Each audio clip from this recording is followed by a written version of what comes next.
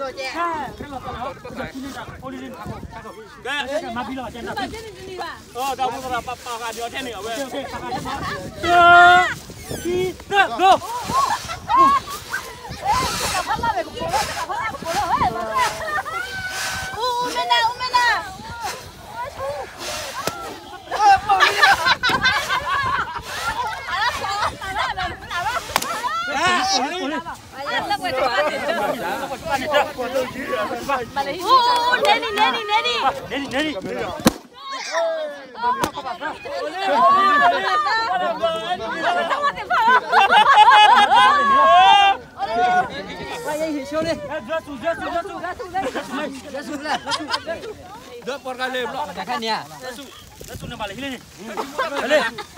bỏ lỡ những